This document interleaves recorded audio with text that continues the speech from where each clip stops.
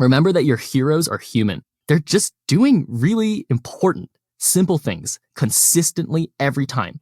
And it's not to say that that just makes them basic. It just means that everybody else isn't doing that. And so if you see your hero and you're like, I don't know, I just will never be that guy. Like, I'll just never be that girl. I'll never be that person. Like, that just seems highly unlikely. It's like, well, check your logic. You know, like maybe you have no idea what even got them there, like what keeps them there and like what makes them consistently getting better. And if you try to do that too, who knows? They're just human.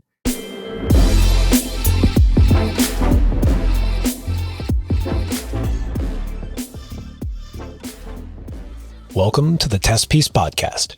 This podcast is about all things high-level climbing, how to go from good to great. I'm your host, Joshua Horsley. I've been climbing for over 30 years. We recently updated our Patreon, and now you get exclusive content from the guests that you love. You get your episodes before everyone else, and they're ad-free. Try it out now at patreon.com/testpiece with a free 7-day trial. Okay, let's start the show. All right. Tim, my dude, how's it going, man? Josh, what's up? It's going pretty good. Tim, you're back in your closet. You're off mountain time. I'm in my office / guest bedroom. We're back on Pacific time. Yeah, good to be back though, man. Yeah, it's good to be back. Yeah, for me, this is kind of the first traveling I've done, I think, this year, like major time away. Well, I went to the Bay Area, I guess, a couple weeks ago, but that felt like the start of it. And then I came back home for like a very short period of time and then, took off to Salt Lake for 2 weeks. So it's nice to be back. I'm psyched, but I'm tired. I just got back yesterday. Yeah, dude, you got to do all these late night drive. Actually, that wasn't even that late night. That was more normal, but thanks for, getting in the car, showing up at home, hop on the podcast, because I'm psyched to pick your brain on everything you saw. Because you were in Salt Lake City, you were there for the NACS. Is that an NACS Cup? Do they call it Cup also? I don't know. It's called the North American Cup Series event. Oh yeah, there. The Cup is in the freaking acronym. Okay, whatever. There is a comp, and that comp was still stacked, dude. Still stacked that you ended up not competing at. But then you saw the Salt Lake City World Cup, which, dude, if you haven't been to a World Cup, you should go to one. Like, it's just like, this is our sport. I don't care if you're not a big indoor climber. Like, it's just fun being around that energy and seeing all those big names up close. So, how was it, man? Was it good times? Yeah. So I didn't go and watch the thing in person. So the NACS was awesome. I did get to watch that in person. Well, I'll tell you why. First of all, if you were listening and you had any idea about the World Cup or you tried to go and watch or anything, first of all, it would have been uninteresting, probably because it was the TC, which was a common thing that people were talking about. A lot of the World Cup competitors were very unhappy about that. And so I'm not trying to throw shade or anything. It's just like, why would you say what put the it TC is? Yeah. Tell us what the TC is. Yeah. I think you guys should probably know what the TC is my guess, but set the stage for why it's unimpressive. If you don't know what the TC is, it's the U.S. Team Training Center in Salt Lake City. It's changed probably over the course of the last 5 years. It's changed probably 3 or 4 times. This one's pretty nice. It's bigger, but they're always kind of in these leased warehouse spaces. Kind of dark. World Cups are usually in these like massive stadiums or outside, and they're like pretty cool. The World Cups in Salt Lake City historically were either in these big lots or in parks. Last year was in the park, and honestly, it was pretty cool. Other than some park shenanigans, like Salt Lake City, parks have a lot of homeless people and stuff, and there's a lot of stuff. Like a girl got like almost kidnapped there, which is kind of like horrible. But aside from that, a park is like obviously a much more ideal location to go and watch like a bunch of you're watching like over 100 badass rock climbing competitors, and just like the way climbing walls work, like you can build them kind of anywhere, at least for the competition. So it makes sense to put it somewhere cool. But for whatever reason, and I kind of know the reasons, but for whatever reason, the World Cup was at the TC. I think a lot of the competitors were like not that psyched on it originally. I think it ended up being a pretty cool vibe. I watched it on the stream, and so that's one reason I didn't go, is because it's at the TC, and the stream is probably better than the viewing that I would get inside the TC. And actually, I really like the streams in general. for the World Cup, other than the commentating. But that's another Whoa, side note. whoa! What do you mean other than the comment? There's some really good commentating there. Well, we'll get into that later. Yeah. Okay, yeah, actually, this one just so happened. I actually had to rewatch it. I actually ended up rewatching it because I didn't watch it with commentating on. I didn't watch it with volume on, and then I rewatched it because I was like, oh, Honnold is commentating. Like, this is amazing. The second reason is because they charge $200 for tickets, which is insane for, I mean, a climbing event, but also like for any World Cup that's not usually that expensive, I don't think. So I found that out and I was like, oh, not a chance I'm going to try, because I was going to watch Tim, finals or something. But how much did the competitors win if they were to win? Sorry, I'm laughing because that's kind of, that was my favorite. I wrote a comment on YouTube that was like it got a lot of likes. Yeah, it was hilarious. People totally might have missed it because it was afterward where they were kind of doing the podium, and Honnold started asking about how much these competitors make at these competitions. And Matt decided, I guess his answers at first were like, you know, he was being the person I think he should be. I don't think he's the one to want to disclose all that information. But he did say that he didn't know, which is not true. Like, he absolutely knows that stuff. That stuff is very easy information to find if you look for it. I think it's in the rules, like how much people make. But I would say they make on average around $3,000 to $4,000 for first place, depending on the competition. I'm not sure if it's consistent, but I'm pretty sure I read something that it's like $3,000 roughly. Regardless, I mean, in between $3,000 and $4,000, and that's the first place spot. And then beyond podium, I don't think anyone makes any money. So, dude, I was just talking to someone about this, which was on that Instagram account, Industry Problems, and it was like that hilarious little clip of him just asking about the state of our athletes and their ability to sustain themselves, or the lack thereof of that ability. So I was talking to someone about this, and they told me that they know that in disc golf, you know disc golf, you know that sport. I mean, I don't know, it's a sport. It's not in the Olympics. The top guy last year, his winnings was $300,000. It was like, oh, just man. From comps. Yeah, just from comps. That's not sponsors. I don't know who sponsors disc golf though. Like beer company. Like, I don't know. Probably, actually, yeah. When I went disc golfing, it's like, are you drinking? Because that's what disc golfing is. But anyways, just kind of a bummer. But what a freaking hilarious thing for Honnold to say. I don't know. There was all this conversations I had with people, and maybe you have some insight, Tim, because I didn't read your comment yet. Do you think that he said this on purpose? Like, was this some kind of hint? Was this him trying to change the industry? Or do you think this is just Honnold being the kind of happy-go-lucky, kind of a little head in the cloud? Like, he's got kind of that style, which something that's really lovable about him is I feel like he's just kind of like, I don't know, I'm here. Here's my question versus a tactical thinking. So what do you think about that? This was not the only comment that came out of Honnold's mouth that was absolutely just pure logical, just like a pure logical question. For example, I turned on the speed final stream right afterward, and one of the very first things he said, he was asking, and it's like the way he asks it, you're right, it kind of almost could come off as like, dude, are you asking that to like call out things, or are you like asking because you're genuinely curious? And after rewatching most of the stream, I was like, oh wait, he actually is like asking really good logical questions that I think he actually is like genuinely curious about. But I think to answer the industry problems one specifically in terms of the money, I think that one he started to dig more because he was starting to get like, whoa, like what? Because the way that he kind of backed off of it after, where he's like, oh, okay. Like, I think he realized that he was picking on nerves. But for most of the other questions, they seemed very, very, like they came from him, like from a very just like logical standpoint. Like, why does it work this way? Like, what is this? Like, what is that? And for speed, this was hilarious to me because I had the same thought like a long time ago, but like, the point is that no one cares to change these things. They're good questions, like they're super good questions. It's just that like, they just happen to not be fixed. But for example, speed competitors are on auto belay for the competitions, for almost every competition nowadays. And they just clip in, right? Like instead of tying in, they just clip you in. Well, the harness where you clip in or tie in is like that spot is right in front of you, but it's in your way in speed climbing like all the time. And it looks like it. And so the first question he asks is, oh, do they always like put the rope on the right side or like behind the right shoulder? And Matt's like, oh, it's, up for people. He's like, why? He's like, why don't they put it on the back? And Matt was like, I like how Matt kind of gives an answer where it's like, Matt, you didn't really think that one through. It's just like an answer I think you probably give to everybody. But when because he said, oh, you don't want them to like flip you don't want them to like flip back forward if the harness is attached to them on the back. Like I guess if they come off the wall, they'll like flip forward. And it's like, okay. And Honnold was like, well, that wouldn't happen if the wall was, or it's like, isn't the wall overhung? And Matt, he's like, how overhung is the wall? Matt's like, oh, it's like 5 degrees. And Honnold's like, that's enough for someone to not flip. And he was like, oh, then I don't know, honestly. And the amount of times throughout the entire stream, bouldering and speed, where Alex would, ask a really good question, and then Matt was just basically answer, and like, I actually don't know. And it's like, yeah, I don't think that many people know. Not to throw shade on Matt necessarily. Like, I don't think these questions are thought out. Like they're not thought out to be answered. So it's just hilarious.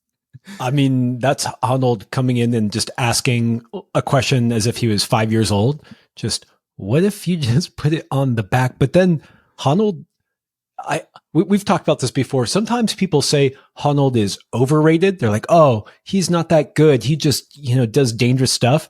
And we've had this conversation. We're like, no, he's underrated. The guy is such a good climber. And that's what I think. He climbs extremely hard, extremely well. And he's probably put more miles in than 99.9% of climbers. The amount of time that guy's been on real rock just moving is a lot. So hearing someone who just is like asking the dumb, obvious question, but it comes from the mouth of a guy who's both a celebrity as well as an extremely good climber. And I just love it. I love that. Shining a light on some obvious topics. Yeah. And in addition to that, I think for me, and I wonder if this is like the sentiment that a lot of you guys had, and if you haven't watched the World Cup, because you usually, and I say this probably because I've heard this so many times, but if you didn't watch the World Cup because you're sick of commentating, that's the main reason why you don't watch it, you should definitely watch this one. I think it was entertaining. I have personal thoughts on a lot of the setting style and whatever it was, but it actually was very entertaining, just the comp itself, but it was also super entertaining. Aside from the things we were just talking about with Honnold, he's a real rock climber. He goes out, he's just out all the time, a real rock climber. Like we said, Josh and I think he's very underrated in terms of his climbing ability, his skill and his technique and his strength, because he's just so highlighted in his free soloing. I think people don't remember or look at or try to like think about him being an extremely good rock climber, which I think he is. And because of that, he was asking really good questions about the setting and like, the format, the performance. He was trying to relate to like what climbers actually see if they're not competitive climbers. And I think it's a really good lens, actually. I know a lot of people were like, oh, petition for the most liked comment. My comment in YouTube was the second most liked comment. The most liked comment was petition for Honnold to be a commentator. And it's like, yeah, I mean, if he had not too much better things to do in life, I'm sure he would be down for that because the community would love it. But like, I'm sure he's a super busy guy. What's sad is he would get paid more than all of the athletes' purses combined. And on top of that, he already makes more than all of the athletes combined, including all their sponsors. I mean, with that said, I would argue that Honnold has done a lot for climbing. And even though it's kind of like this trope where you meet someone, you're like, yeah, I climb. They're like, oh, do you know Honnold? You're like, God damn it. Like, he's just one guy. Like he's done a lot to bring climbing into the mainstream. And I would argue that actually he is a great ambassador, and that total kind of honest thing that he did in the commentating, when you see him on stuff like Joe Rogan or whatever, he is that same dude. He's just this honest right there guy. And so, yeah, I would love to see him as a commentator.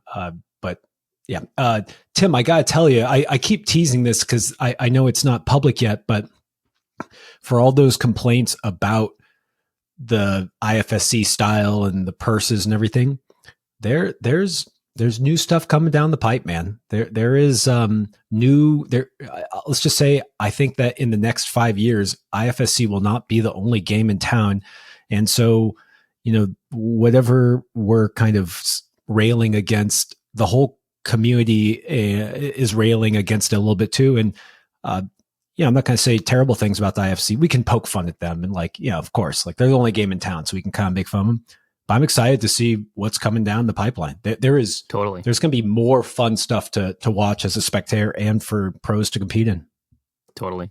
I will say it's interesting to me because I would say in the last decade that I've noticed competition climbing, there was a shift. There was a lot of outlet for a different style of competition. There were different people hosting different competitions. For example, like Seco Block there was like multiple different types of Sequel Block events. There's multiple different types of, I mean, there's been like Arco Masters, Rock Masters for a long time, which is like a lead race. There's been the TBF Masters, in my opinion, was like one of the best different outlets for a different style of competition climbing. Adidas Rockstars is a very different one. What I think is going to be different, though, with the new outlets coming out as time goes on, is we're finally at a place where, as a community, we probably understand that IFSC setting isn't necessarily exactly what is true to what real climbing maybe should be testing. And so that's something that I think has been in the air for a long time, but now maybe as a community, we're starting to understand that that's, maybe not super appropriate to be like the most highlighted competition series. Well, we can only hope that there's new stuff coming, because this thing that top athletes always point out is that it's so surprising that if you walk into the gym, no one would even have known that there was a World Cup going on. Like, why is that not a big buzz? Like you would think that, if there's the Game 7 playoff going on right now and you were playing pickup basketball, everyone would be talking about that. And I know climbing's different, and what comes next probably won't be quite as cool as that anyways, but just an opportunity for, I don't know. I always love seeing the sport grow. Totally. Who knows what comes out of it? Maybe it is badass. Like Sequel Block was pretty cool. And I feel like that had some staying power. So looking forward to the next generation of comps. Do you kind of like, kind of made fun? I know you weren't, but kind of making fun of me for not going to actually watch this World Cup, even though I'm in town, not watching this World Cup in person. I'm like, you said it yourself, man. Like, why would I go watch it? I have no problem telling people like, nope, I have zero interest to go and watch this event. Like I was actually, to be fair, I was coaching Vail on those days anyway. Wouldn't have been able to go and watch these events, and I was very tired like when it was happening, and don't mind watching the stream. But I also just have no interest to go and watch these events. But 5 years ago I did. I would drop everything to go watch nationals. Well, also you were in the TC, you got to see some of these athletes, you got to climb with them. And so it wasn't like you weren't totally divorced from the event in its entirety. You just didn't go to the actual main event because $200 is no joke. That's like, how much does a Game 7 playoff for basketball cost? Like $200 seems like a lot of money to go to a little TC World Cup event. I shouldn't be ripping on it. What are the stakes? Like, what are the stakes? I want to watch someone compete for thousands and thousands and thousands of dollars, not like, it's not even a part of the thing. Like, what are the stakes? Like, I want to be interested, I actually personally get very frustrated and angry watching competition. So it's not worth it for me to go and pay. Wait. I mean, Tim, the stakes are being a gold medalist in a World Cup. I mean, I like that. That's, having that in your resume or back pocket. When you look back over your life, you're going to still be psyched. So there's still some stakes there, Tim. For sure. All right. Tim's like, okay, we won't go down that rabbit hole. Let's, okay. Tim, we were just climbing together. You and me, dog. It had been a minute too. And it was fun. I don't want to tease too much about what we have come down, the YouTubes, but we did a video collaboration with another company that was really enjoyable and fun. And at least half the fun was getting to climb with you, Tim. And I'm just going to put you on the spot. Tim, what is the one thing you remember about my climbing that I should do better? Like what stood out in your head? I mean, I know we were just climbing together. We were just having a blast, having fun.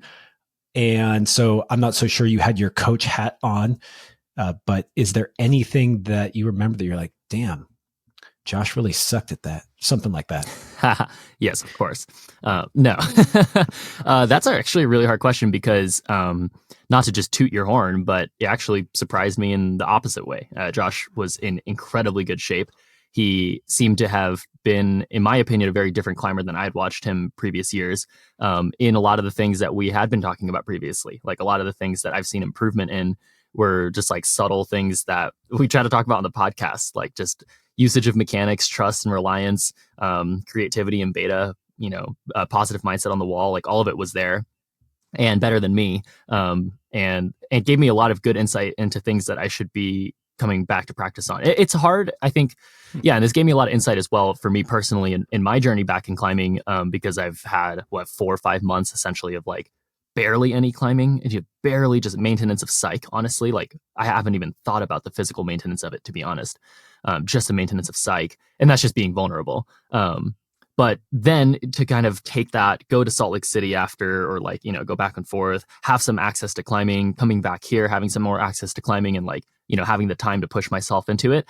I've just been thinking about a lot of the stuff that I saw Josh do really well, which is like the only things that are really important. And that kind of goes into a lot of like what we want to talk about, I think, later in the meat of our topic today. But yeah, a lot of just good stuff. I do have a small critique if you want it. Dude, lay it on me. Because I'm sure, I'm asking this selfishly because in general, Tim, it's just great to get to pick your mind as a coach about the things I struggle with. And I mean, even though I would do that if we were just, like if you weren't a coach, I would still ask you the same thing, but you've seen a lot. And, so yeah, lay it on me, because I'm sure it's not just me that has this issue, and it'll be applicable for everyone. There were some interesting, this could be kind of subjective, but to me, there were some interesting beta reads that I heard from you. Like when we would just look at the wall, and like some things that you would say hard no to, or like you're going to do something else. To me, they were rooted in reliances. Some of those things were rooted in things that you like versus things that were effective. That is like actually the literal only critique I could have given. And that to me is actually a pretty big one when you're a good climber. And like, I would say that I would work on it with you if you were a competitive athlete. If you're a competitive athlete, that is like one of the most important attributes, is being able to read properly, and like being able to not have your reliances or your biases change what you think you're supposed to do. There's a difference between what you think you should do, and then once you pull on the wall, like changing that information, which I think is then appropriate to have some biases. But honestly, the most important thing is to be able to read a climb neutrally, and not saying like, oh, but I really like full crimping, and so I'm going to grab this foothold instead and do this other thing. That's after you see all the options. And yeah, there was just like, I mean, I think you probably remember some things. Yeah. That's good. It's funny because we talk about this all the time, and I consider myself open to beta, but I think one of the reasons why I was doing that too is I was there to try to send, to try to do my best. And so I was definitely picking beta. I was not in training mode whatsoever. I was just thinking to myself, I think this is the way. But then there's also this side thing where when you're not open, then you may be wasting some tries, trying to do the wrong thing, or getting too stuck into the beta that you think is going to work and trying extra hard 3 times in a row, when really you should have just been looking around you. I'll be curious when we have the footage. I actually want to know which climbs these are, because maybe I am just blind. I don't remember. And because nothing does jump out into my head as being specifically like, oh, Josh, you were hard headed. I'm not saying but that's actually the point. Like, that's the point you're making, is that we become, or I'm blind. Like, I don't even know what you're talking about, actually, Tim. Like, it doesn't. And so just that worries me, right? Like, that worries me. Yeah. Maybe off air, I'll pull up specifically where, like, for example, like Josh would say, like, oh, that like this heel hook looks like, oh, you can't do it that way. I was like, I didn't even read a heel hook. Like, I didn't even think I was going to do that. And that would be like an example of something that happened like twice, and then pretty much no other time. But it's like, that's actually a common one. People will do that often. It'd be like, oh yeah, like that. You see that like heel hook? I'm like, nope, I don't. Like, I see a heel hook could be possible, but I didn't see that as effective for the movement. We should do that on air, or do something separate where it's the video. Cause I just think that's the really important part of visualizing and understanding as you walk up to a climb. Like, totally, these things that jump out at you because of your history, like, maybe be careful when it jumps at you. Like I do. And I love heel hooking, Tim. I love heel hooking. And it was interesting because we were avoiding certain moves because of your injury. And so they jumped at me. I was like, oh no, like, you can't do that. And they weren't even, I don't think I heel hooked on them either. And that is right. Exactly. My one pushback, Tim, is that I often will look at things, read a few things, and even when I'm like, oh, it's a heel hook, I often am able to pretty quickly get on the wall and be like, oh, it's not a heel hook. Yes. And be willing to change my path right in the moment. So, yeah. And that's why I said it was a reading thing, not so much a decision-making thing, because I definitely don't think you had, like when you pulled on, like we both would just like very quickly do and that's why it's so interesting. Like climbing is interesting where you look at a climber's intuitive ability where it's just like, oh, you just pull on and do the best. And most often that's better than their ability to read. Like I actually don't know that many people in the entire world that I've seen who are better at reading climbing than intuiting climbing. And so it's not a major weakness at all. It's just, like I said, it's actually only really important in my opinion for competing, because otherwise there's not that many factors that matter. Well, I would say that reading is something that I was never super great at. I've always been really intuitive, but I distinctly remember hitting a ceiling where my body didn't know. I had a lot of background as a kid. I did gymnastics. And so I was able to trust my intuition. I didn't want to say I was able to trust my intuition. That was just how I climbed there. And to be fair, there wasn't a lot of coaching back then or thinking about this. So I just climbed. And as time went on, I realized that just because something didn't show up to me and just because it didn't feel right, didn't mean that it was not appropriate. I needed to push my comfort zone, try things that maybe didn't first appear to me. And I'm sure we've all had this experience.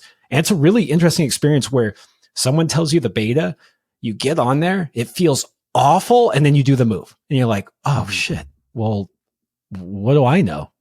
Mm-hmm.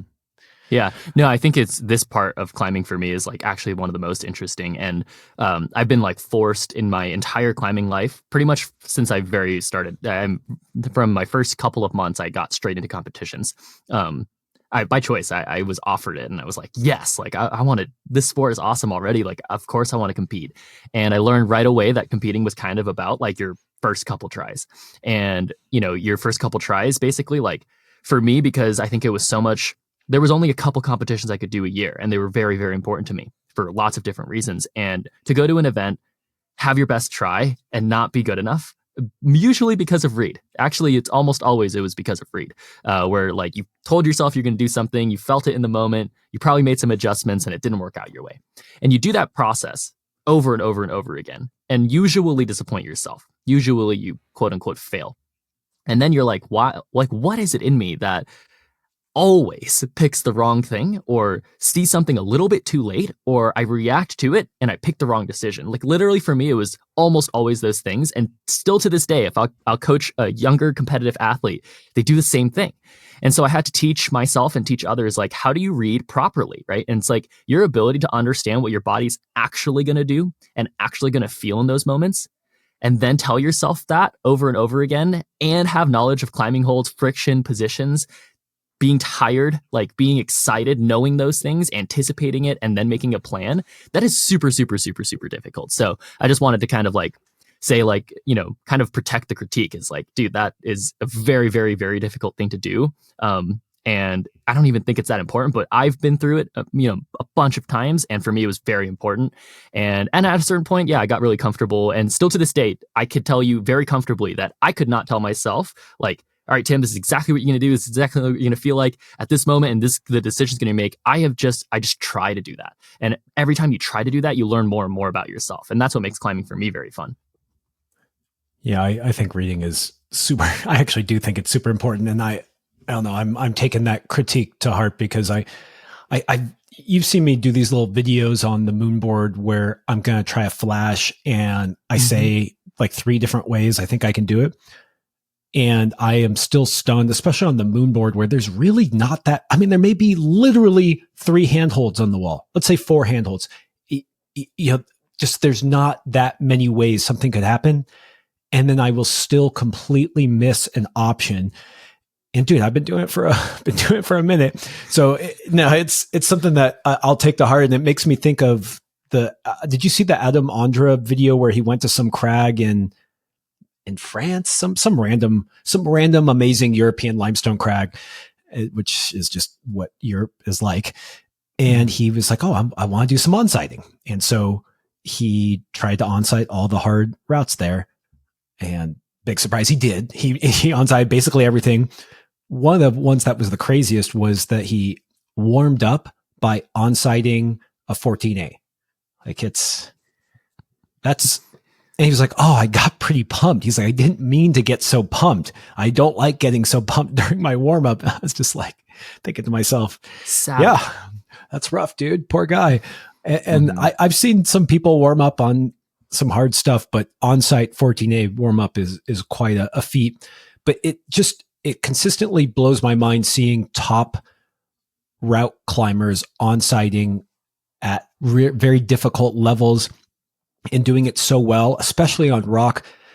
And I don't know what it's like in competition, especially in today's competition style, but on-sighting 514 on rock is wild, because if you're on-sighting 512, there's often many, many ways to do the climb, and you can there's feet all over. You can grab almost anything.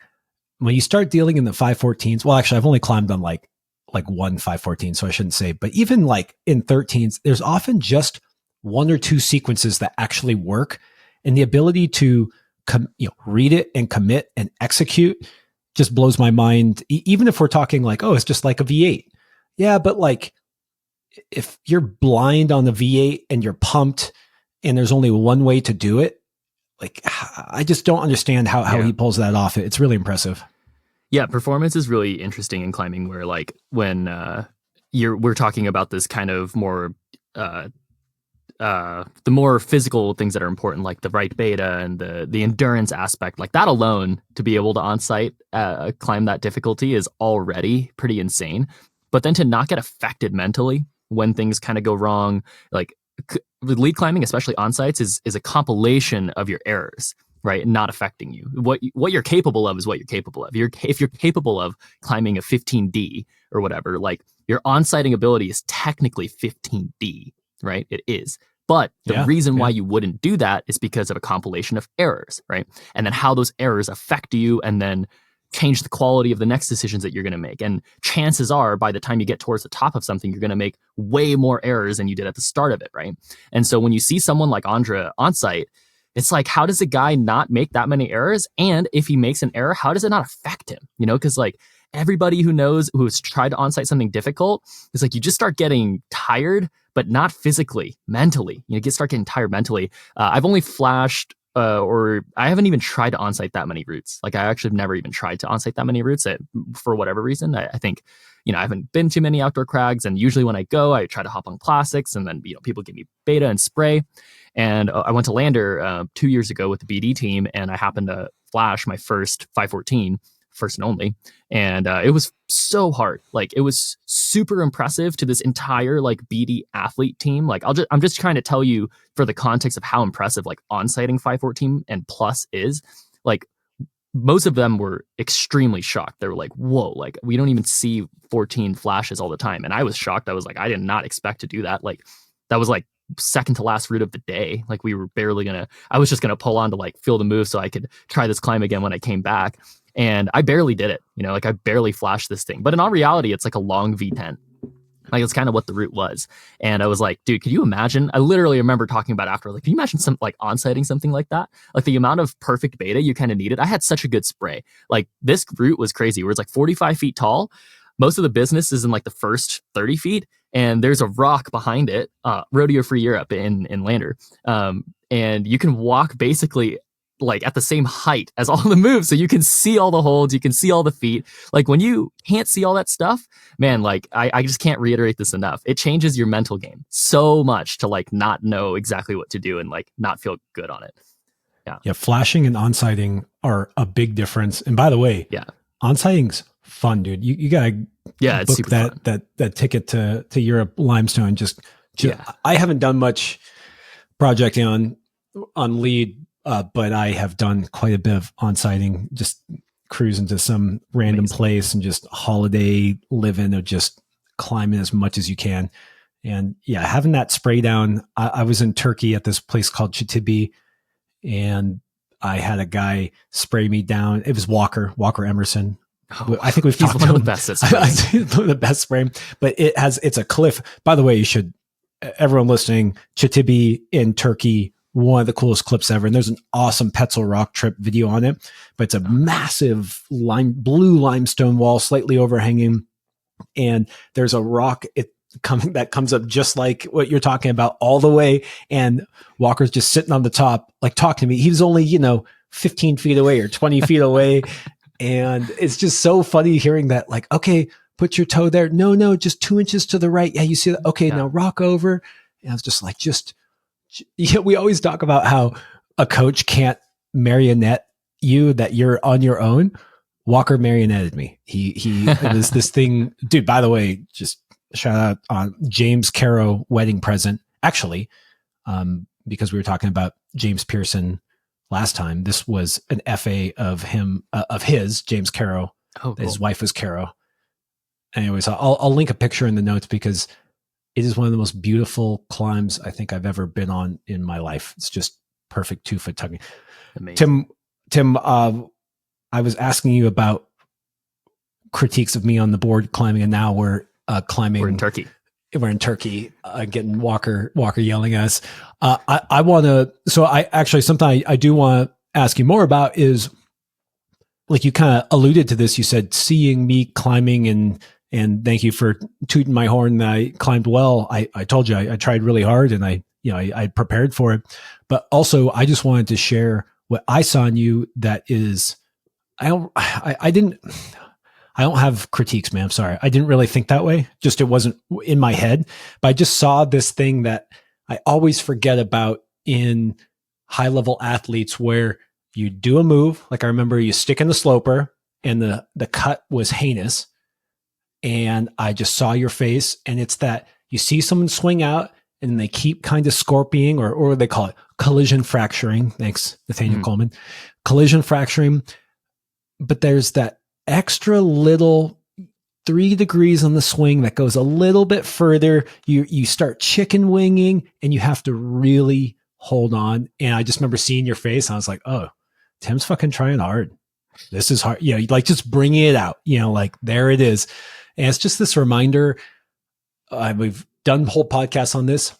To do hard climbs, you have to try hard. There's technique, but one of those deep mental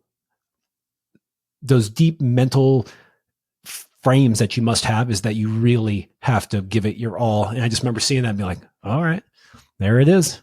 That was really Tim. Fun. That moment was pretty fun because, yeah, for me, I don't know, every session is like that. I don't climb, actually really don't pull on too much without having that, especially if there's a move that, like, then becomes pretty distilled to just effort. Like, there's not too much that I could have fixed there. Like, I could have tried to keep my foot on, but it was my injured leg, and, like, it's something that my leg doesn't really do anymore. So I was like, okay, like, let's not focus on that. Let's focus on this other thing, which is exactly opposite of how I coach. But it's like, it's just where am I at right now? And it's funny that you say you weren't looking for critiques. You don't have any, because I had a million, like, after that session myself, and not a negative way. It didn't affect me in that way. I was just like, cool, like, let's work on a lot of these things. But beyond the critiques and beyond things that I could have worked on, one thing that I can only do, like, as where I am physically, and, like, the amount of time that I've been spending climbing, and, like, the amount of fitness that I have or whatever, all I can focus on is effort. And it's been super helpful. It's been very refreshing to, like, just treat climbing that way, because I actually am very too critical of myself and, like, too critical of others. It doesn't make it very fun. And it was nice to, like, not be able to have that much critique. And it was the environment too. Like, we were there just having a lot of fun and trying to just, like, try whatever climbs. But yeah, man, thank you for that. I definitely was just trying to, like, bring that out to even this other guy I was coaching for the last week, Vale. Like, I'm like, that's one of the only things we should be really remembering on every attempt is, like, was that everything you could do, and, like, was it focused on the correct things? And it's more of a question than, like, it's just a question. Yeah, like what you said, that environment too. We did a lot of volume. We climbed a bunch, and the environment was so fun and supportive. If you want to bring out the best in yourself, surround yourself with people who want to do the same thing for themselves and want to see you do it too.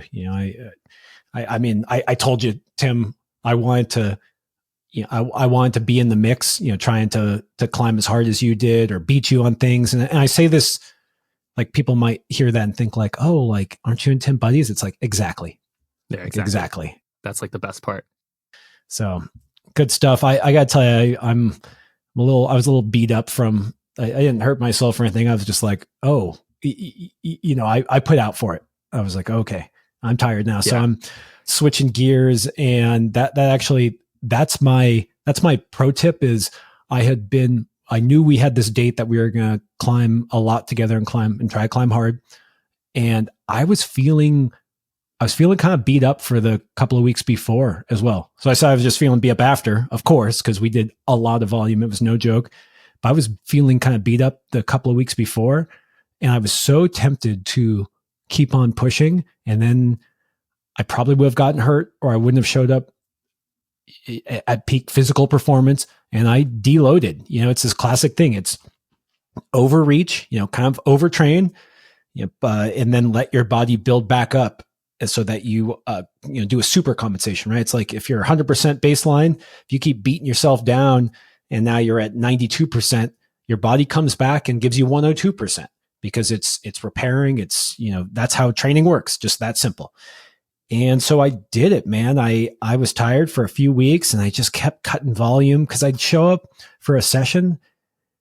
I just wasn't that psyched. And I'd like have a session and I just wouldn't feel that great. And there is a lot inside me that said, keep pushing, Josh. Like, this is the home stretch.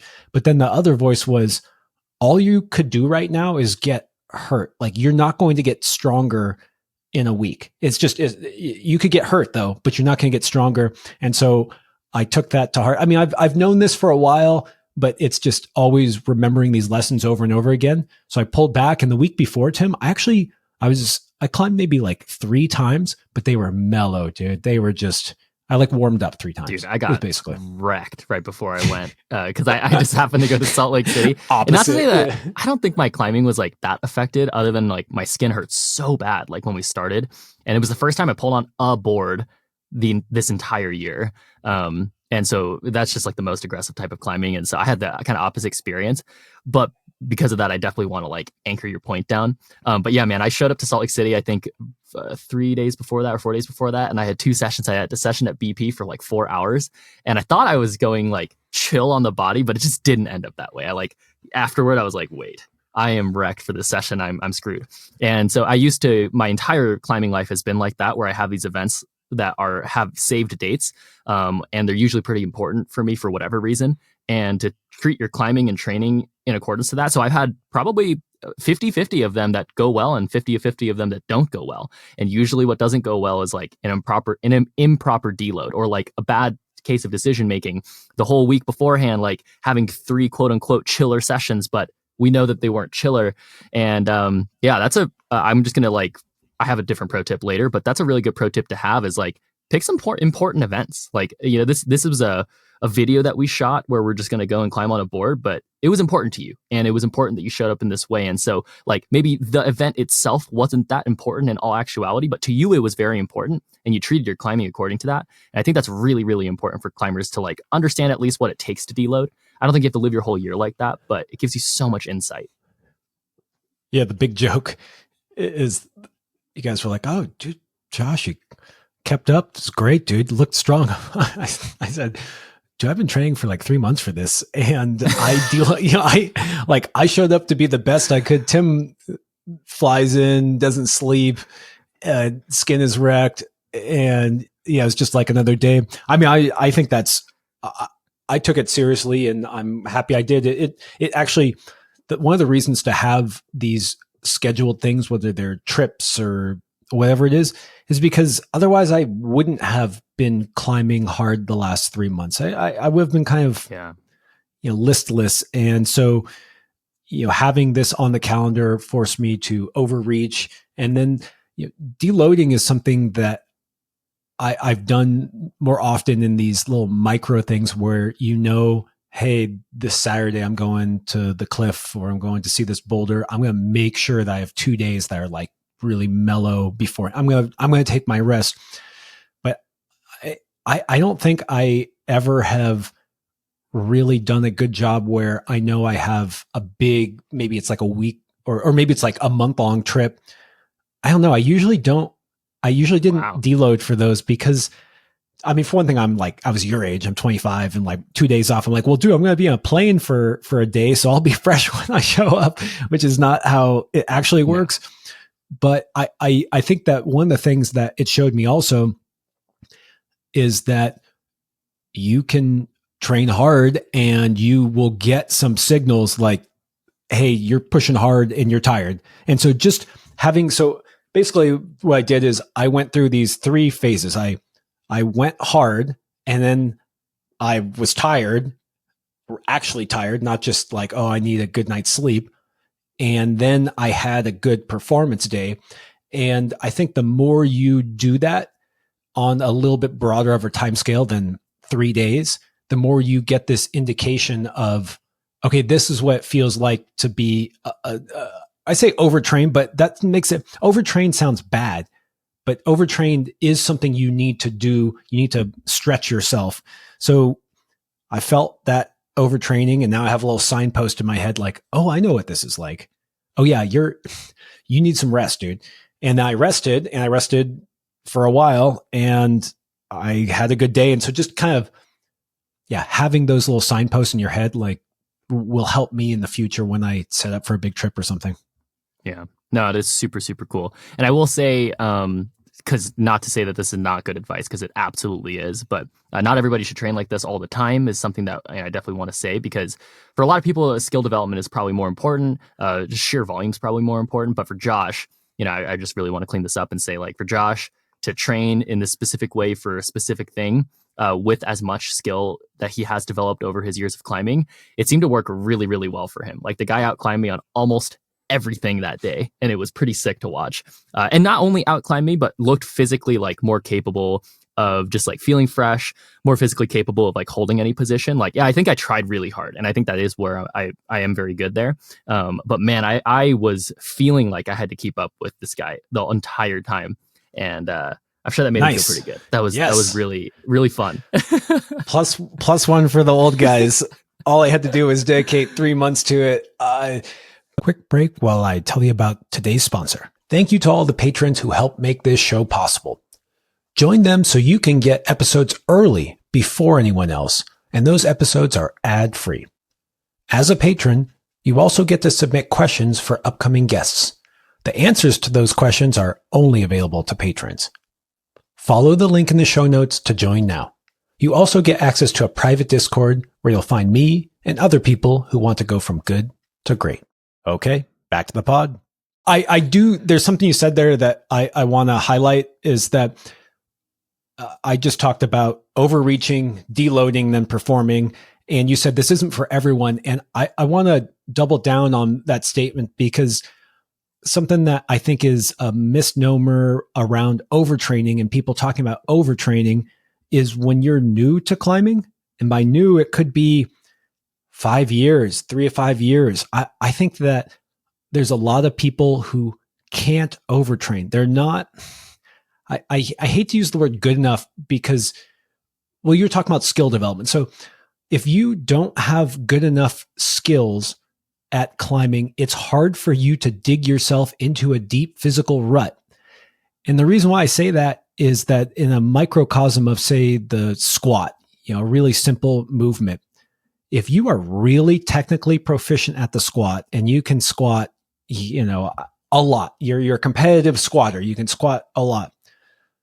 When you really try hard, you are tapping into things that a brand new person squatting can't. And now you can go and be a pretty new squatter and get really, really sore and it feels awful, but you're just not quite able to dig yourself into a hole like someone who's very experienced at it is.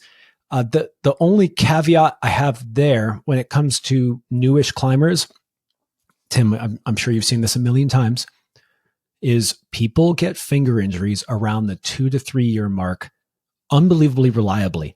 They can climb a lot, they get psyched, they're climbing a ton, and like they aren't that tired and overtrained because you can climb every day on, V2 and V3 when you're just kind of beginning. Your skin hurts and you're tired, but you can do it. And then your tendons are not healing as fast as your muscles. And so that's the one caveat I have there with everything I'm saying, is that if you're newish to climbing and you're doing all the time, just be so careful when you start really crimping hard right around that 2 or 3 year mark. Pop pull it. Just, I mean, you've seen it before, Tim, I'm sure. Totally. Yeah. I mean, that was me as well. I think another way to look at this in like kind of simple terms, and the way that I've seen it for my entire life of climbing is if you're going to go and perform, like overtraining is something that people are really actually, I think, people talk about it in this like, oh, that's maybe not so good, but also almost everybody likes overtraining in something because it feels like if you overtrain in something, you're going to get the obvious gains from it. And a common thing in coaching is that it's really easy to make someone tired. Like I've heard Josh say this too. It's way too easy to make someone tired. It's super easy to make yourself tired. You can do that if you want to, but instead of making yourself tired, get some gains. Like what are the gains that you want to see? It's like, well, what do you want to perform at? Like, okay, you want to send rock climbs? Like we got to figure out how to send rock climbs. Like, well, so whatever you're overtraining in, if that is not actually going to get you whatever you want to get in sending your rock climb, that's a waste. It's a huge waste, and you're just picking the reliances that are probably not effective to getting you your send. Tim, I want to rant a little bit here, and I hope you'll support me on it. Please give me some rant support here. Tim, it is so easy, and I have said this before, coaches can make you tired. And hey Joe, go do 1,000 pull-ups. Okay, coach. Wow, I'm really tired. And you said you want to make gains. And I just want to make sure that what people are hearing do not hear what Tim says as, and look, coach, my pull-ups are better. I'm stronger at pull-ups. It's like, no, like that is not what I'm saying. No, it's not, it's coaches can make you tired. But you're not looking to get tired. You're looking to get better. And Tim, here's where my rant's going to keep on going is I've been seeing stuff on the interwebs, and I feel like there's a similar message to what we often have been saying over the past couple of years around, it's the mental game. Mental is really important. Focus on this stuff. Mm-hmm. It's not just about hangboarding or whatever in your metrics. I don't know if we were the ones who, I'm not going to say we were the ones who started pushing that pendulum. It may just be a natural thing. And I see coaches saying this, right? It's like, great. And then you go and you contact them and you get your training plan from them, and it's 1,000 pull-ups. I mean, I swear to God, it's like they say this stuff, but I just want to emphasize it again and again. Getting tired is not the goal. Getting better at the thing that you got tired at is not the goal. I would say that getting better at climbing is the goal, the North Star. But I guess if you just told me that all you wanted to do was 1,000 pull-ups, maybe that's the right training for it. But that's my. I do not want to confuse these issues because it's really tempting still to this day for me to find comfort in repping out pull-ups at the end of a session and think that it's really, I mean, this happens in normal life too. It's easy to be busy. It's hard to move the needle on what's actually important. And do not confuse the two. Do not spin your wheels. And, it's a forever question for us that I think we're always diving into is, okay, like, great, I get it.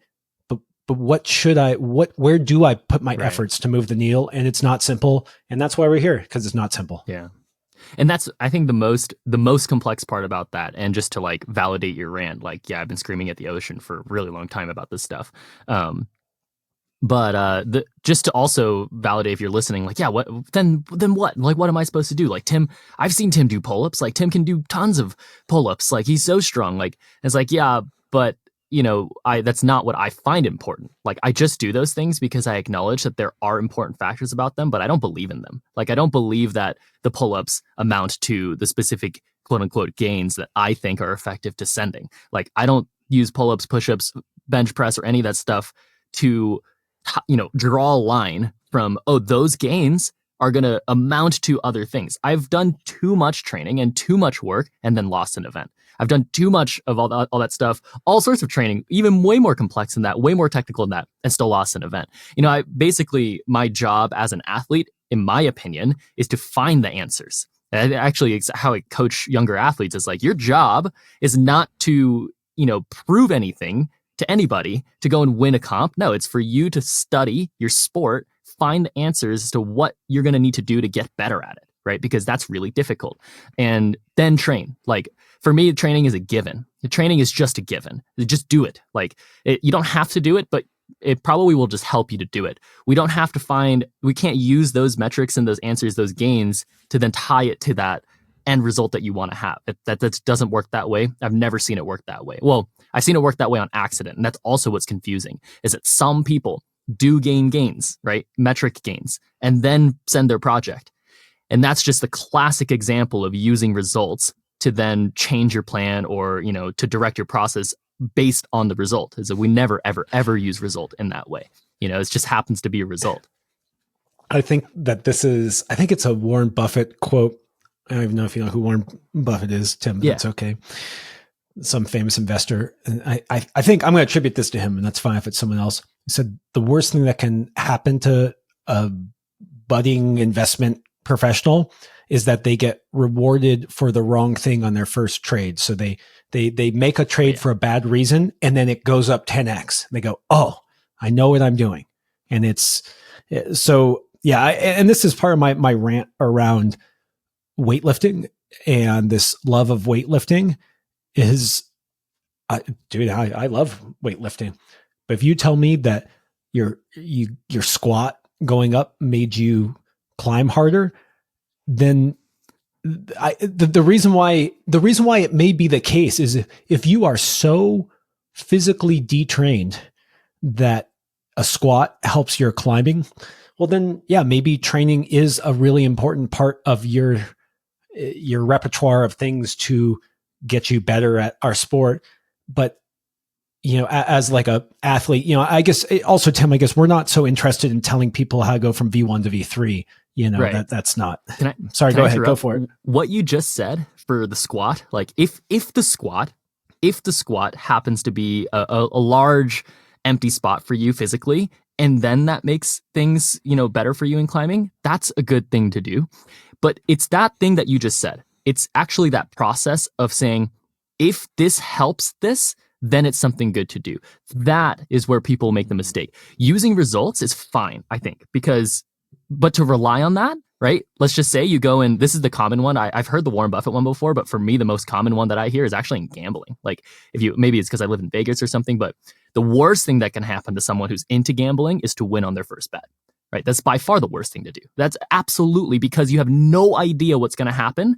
And you think the result that you got justifies every other choice that you're going to make after that. You think that result is something you're supposed to expect. No, every decision that you make is individual to the decision that you make.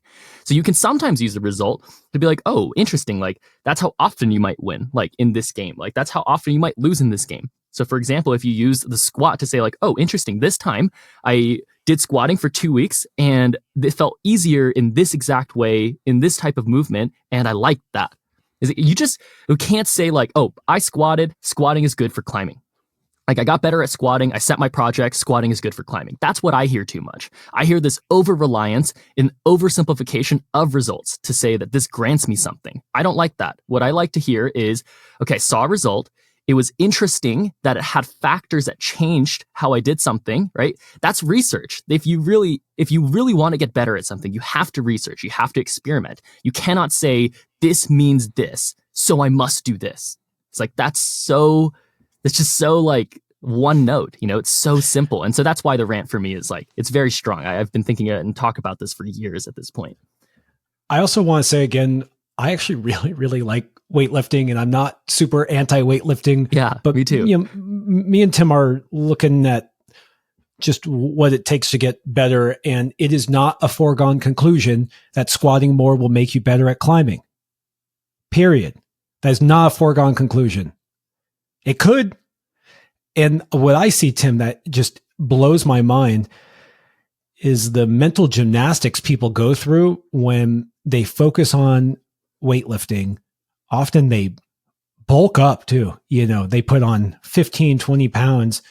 And, I don't want to make this a discussion about the weight, because if you tell me that you're sport climbing climbing whatever, bouldering, and you put on some weight and you're climbing great. It's like, well, why are we even talking about the weight? Who cares? You're climbing good? Go for it. But you see this mental gymnastics where people focus on a bunch of heavy lifting, they bulk up, and then they talk about how it's like building some base of strength and how important it is, and their climbing is suffering, but somehow they're like justifying it. And, you know, if you tell me like that all you care about is being a well-rounded athlete and you are doing this for longevity and everything, fine. Like, well, first of all, like, make sure you're not lying to yourself, you know, like, and you really believe that. Then second, then don't conflate that with being the best climber you can be, which is kind of what I'm into. And maybe my tune will change if I'm 60 years old, you know, and that's fine. Like, but don't lie. And don't be careful what kind of story you're telling yourself. Like, oh, I know my climbing's not getting better, even though all of my numbers went up in squatting, benching, and deadlifting. It's like, well, maybe it's not working. Yeah. And that's all right. If that is you, that's in my opinion, that's totally all right, because it's very complex to, like, if you ever have a conversation with a good coach out there, like a good coach will tell you, honestly, in my opinion, the good coach will just tell you and just agree with you and just be like, yeah, it's very complicated. It's very difficult. And that's what gets really confusing, is something that you said that I really relate with, is like something that works for somebody might work for some, you know, something that doesn't work for somebody, it actually might work for somebody else. You know, like maybe I have an athlete that I don't totally tell them like, yeah, you should squat a ton. And then Vale sees this and he's like, dude, why am I not squatting? Like, you don't think I'm going to be the best or something? I'm like, no. Yeah, dude, no, absolutely not. So he would never ask that question, but you can see that some people might feel like that, right? It's like, whoa, you've prescribed this plan to somebody, and like, why did you do that? And it's like, I could tell you exactly why. Actually, I do the math, right? I see what they're weak in, what they don't feel. So what you're saying is, it makes a lot of sense. If you gain something, you don't just gain the pros of it, you gain the cons. If you do train, you're going to gain some weight for sure. But is that weight going to help the math? Does that weight matter here? Like, and that's a question that I've been studying for, like, I told the podcast at some point a long time ago that I started running one time for a sport climbing season for the IFS, for the World Cups. And I gained 15 pounds in like a couple of months. And I was like, wait, all right. So the amount that I running gained, are you doing, Tim? Like, well, because I had never run. Works. It's because I had never run. And so my base, I guess I realized that maybe I want the cardio, maybe I want the cardiovascular health, and I want that type of thing. And so I started rowing. I started doing like other things, just like higher intensity things that got my heart rate increasing. But I didn't really want to run because I had no leg muscle and I didn't really feel like I needed that leg muscle. And again, I'm not saying that you should follow that. I'm just saying that was a decision I made for myself, that I said I didn't want that leg weight for the amount of work that it took and the gains that I felt and saw. And I'm just explaining that thought process, is to say, like, for me, that's the pros and the cons, weighed them out, and I decided I didn't really want to do them. And you can't find that out until you get the results and then you look at them afterward, which is why like results-based things are important to look at, but we don't rely on them. Well, this takes me back to your critique of me on reading routes and not being neutral. It's like, okay, I'm going to try weightlifting. Okay, do I like what it did or not? And just being careful not to drink the Kool-Aid, because maybe it was super important for you.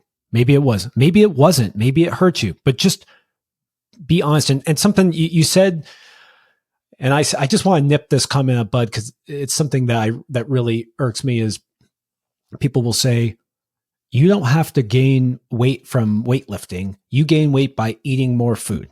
Right? It's like, this is true. Like, if you just start weightlifting a bunch and then you stop eating, no, you will not gain weight. You will just die. Like, right. So yes, if you do not up your calorie content, and perhaps if you even lower your protein, yes, physiologically they're right.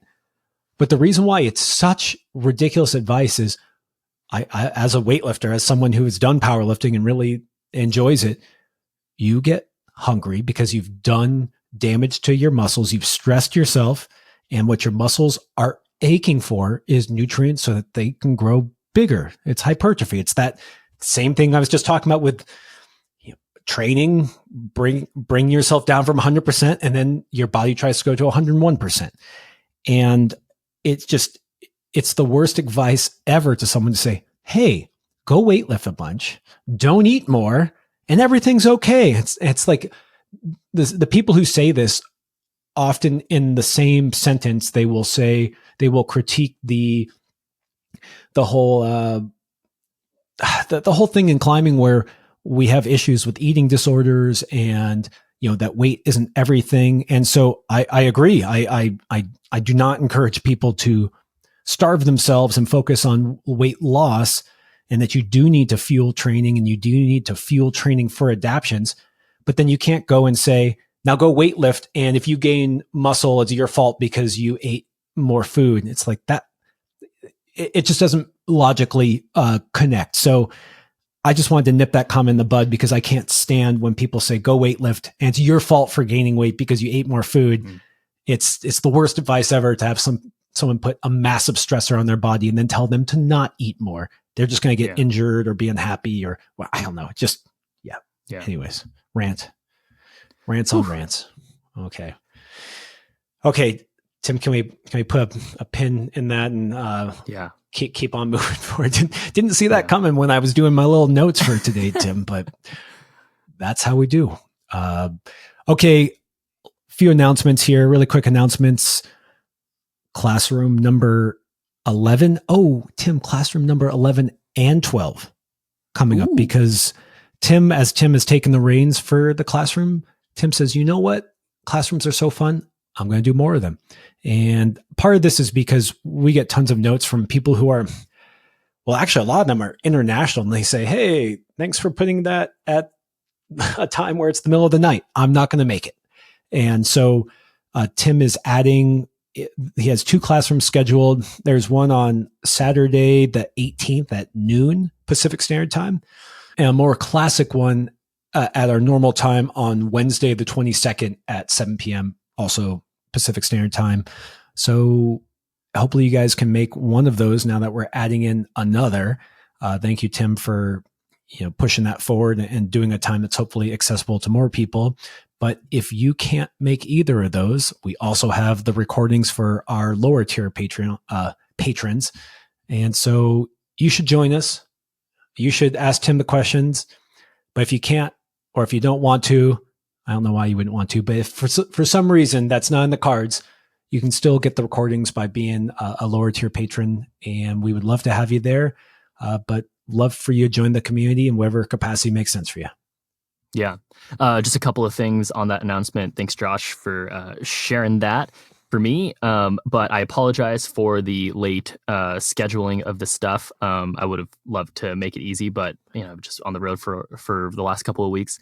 But this is going to be a regular thing. I'm going to do two classrooms a month, just pretty much for good. So if you guys can't make it, it's too soon for you guys. That's totally okay. Join on the next month.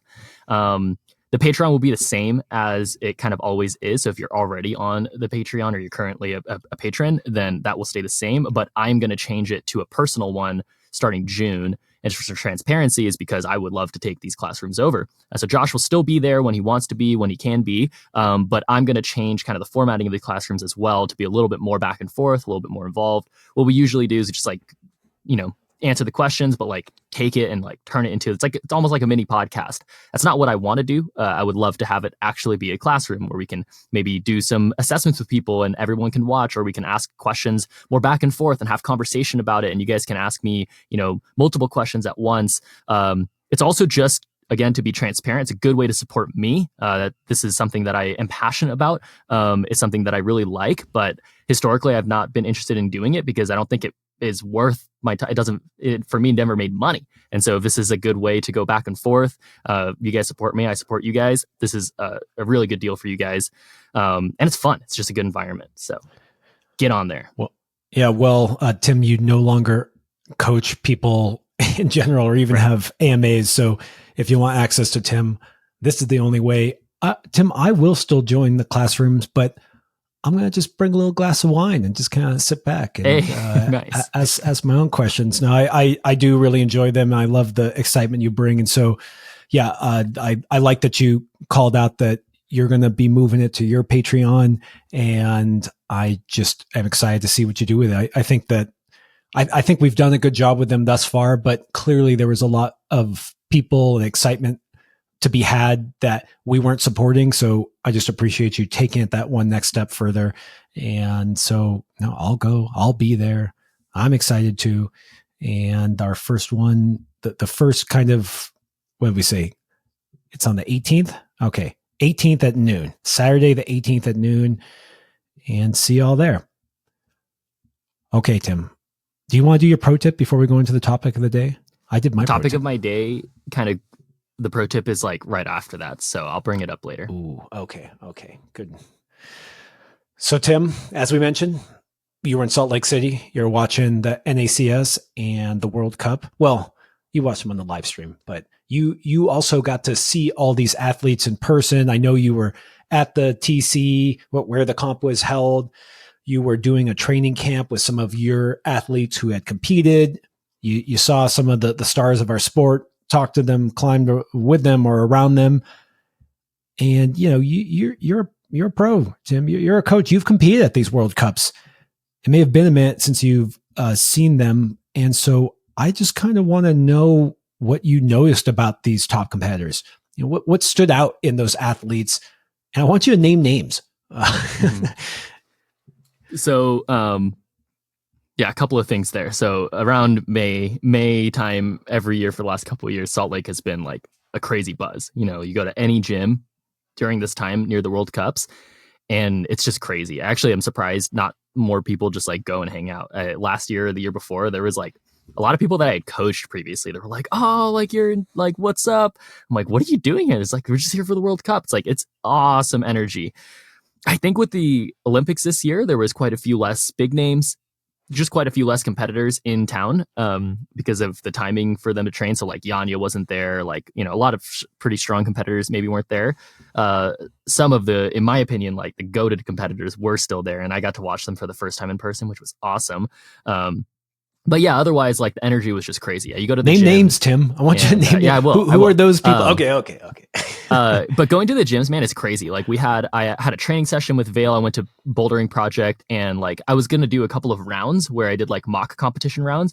It's kind of crucial for the gym to be slightly empty because you usually give them 4 minutes. But if you pull on once, and then you have like 2 or 3 people go during that time.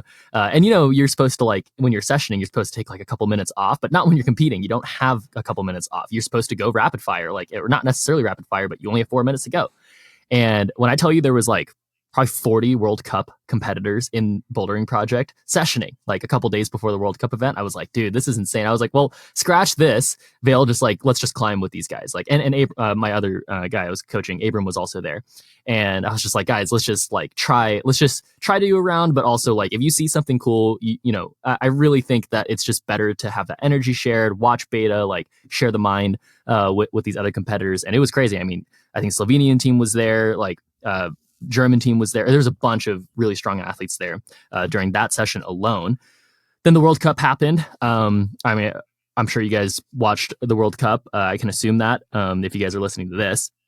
But if you hadn't, then kind of classic results. I think Serato and Natalia won. I guess we could talk about speed too. Emma and Sam Watson are both just cracked at speed and just putting down insane times, but they also won, which is exciting. I think that was Emma's first gold medal, which is awesome, and Sam Watson just on fire. I don't think he ran above a 5-second time. Maybe you could clarify that, but I don't think he ran above a 5-second time, at least in the final. Yeah, and then the World Cup happened. Yeah, I got to watch it, and it was cool, and I had my own thoughts on the whole event, and I kind of shared that a little bit in the beginning of the pod, but after the World Cup happened, there was an opportunity for the TC to be open, and this was just 2 days ago at the time of this recording. It was just 2 days previous, and we got an opportunity to go and join them at the TC. We didn't know that. They just happened to open it up, and a couple of the finals climbs were up, so they got to work them together. And yeah, first thing we walk in and we see a lot of the strong Japanese guys, Tomoa, Yoshiyuki, Serato were all there. And I was like, oh, I was literally, I don't fangirl about anybody. And I wasn't necessarily fangirling with Serato, but I was like, oh, sensei. I was just whispering to Vale. I was like, that's sensei right there. And I say it specifically that way, not like, oh my God, it's Serato. I don't say it like that. I say it's that's sensei. Watch him climb. He is the GOAT right now. Watch him. But then Toby was there. And I have also said on this podcast, I think Toby Roberts is one of the best climbing competitive athletes I've ever seen. And Jakob Schubert was there, man. Jakob is just a beast. I mean, he's getting older. He's probably near twice the age of some of these guys. It's kind of crazy. And the session was pretty like, I guess normal. I don't know. I've definitely, I had, when Ross and I had the YouTube channel, like we had some sessions in Europe with a lot of these guys. So it wasn't totally unique for me to session with really, really strong competitive climbers. Did you find the age? Yeah. You knew I was looking that up. Yeah. 33. 33. Dang, dude, is 33. It's crazy. Like, he looks so strong. But yeah, I mean, I've had sessions with even Jakob before. I've warmed up in isolation with Jakob before. And even back then, he was still, for me, pretty freaky to watch, but not that absurd. I would say, like, I don't know, maybe because the level difference for me right now, based on my standard, is like pretty far off, that it was hard for me to compare it. But comparing him to watching him with like Vale, the kid that I coach, Dylan Countryman, who's a really strong US athlete, every other US athlete that was in the TC at that time, and Serato and Toby and Jakob pulling on the same wall. We were mostly climbing on the spray wall after we sessioned the finals boulders. But I don't think they sessioned them as much. But we were climbing on the spray wall. And yeah, first thing I noticed, it was kind of emptier at first because I wanted Vale to, the finals boulders were very busy. And I was like, I wanted some time with Vale to climb on the spray wall. And Serato was also there. And it was pretty much just like me, Vale, Serato, and a couple other climbers. And I was like, this is my opportunity to like watch him on more normal style climbing. I hadn't really seen him on, and I shared one time on the B Pump podcast that the only other time I had like a comparison with Serato was watching videos of him post this like brown tag dyno at B Pump, which is 3 grades from the hardest grade, and a couple other green tags that he did. And I got to try them, and I couldn't even hang the position of the dyno that he like jumped to on this brown tag. And I hadn't seen another video of somebody doing this climb, so it definitely was not a brown tag. But that was like the only other thing that I'd seen even on like normal style climbing. Cause like, and I say normal because like we were talking about the comp style, like it's a lot of tricks. It's a lot of gimmicks. It's a lot of like, jumping, sliding. But for me, the way that I interpret climbing is like mechanics, is strength, endurance, like technique, all of that. And so to see somebody on a spray wall is really where I can see their ability to read, their ability to make up climbing movement. And he was mostly circuiting. And the thing I told Josh on the phone, I was like, this guy, I said, there's 2 main factors that stood out to me in all of these guys, actually, but specifically in Serato watching him. Positions. His ability to pick positions, find the most ideal positions, not even like, it didn't look like he was solving for them. He just like intuited that like some positions were just better. And I'm talking about like leans on the wall, twisting, turning, where when he puts a foot on, like what he is leaning more onto. I talk a lot about when I coach climbers, I look at a lot of bias. Like if you're pulling if you have this left foot and you're pulling with your right hand, which one's working more and why is that important? Well, I study that, but there's also just watching climbers who are really good at it do it very effectively, right? It's 2 different things for me. And I'm like, wow, I'm like now basing a lot of my information off of watching him, right? Because I'm like, well, it's just so effective. It's just, I have to watch it. And it's just so effective. So positions were the first one that I noticed, and hand strength. And I don't say finger strength, I say hand strength, because it's not necessarily a bunch of crimps on this wall. There's a bunch of slopers, pinches, like all sorts of weird holds. And when you're climbing really hard stuff, like not just like double digit boulders, really hard stuff, not just like 514s, like really hard climbing. And I can't even give it a grade necessarily because it's not like any of these things are graded, but just like you can tell it's really hard climbing. It's very complex. There's a lot of weird positions. There's a lot of factors that might cause failure, like weird slipping or like really just hard. Like, and Josh knows what I'm talking about. It's hard to describe this stuff, but sometimes difficult climbing is more in like the experience of what you're doing on the wall versus the movements themselves. And the hand strength required, I think, to climb well on the spray wall is absurd. Like the friction sometimes on these holds is like not very ideal. Some of these holds are all over the place, very whack. The direction of where your hands have to be in order to do some of these movements that these guys are doing is very complex. And so being comfortable, open handing, full crimping, half crimping, pinching weird, like pinching sideways, grabbing a sloper engaged with your fingers engaged, or open handed. There's different utility for these things. And these guys have everything on lock. Like, and I don't just say Serato. I mean, Jakob, Tomoa, Meichi, whoever I was watching, I was like, wow, positions are on lock and hand strength is on lock.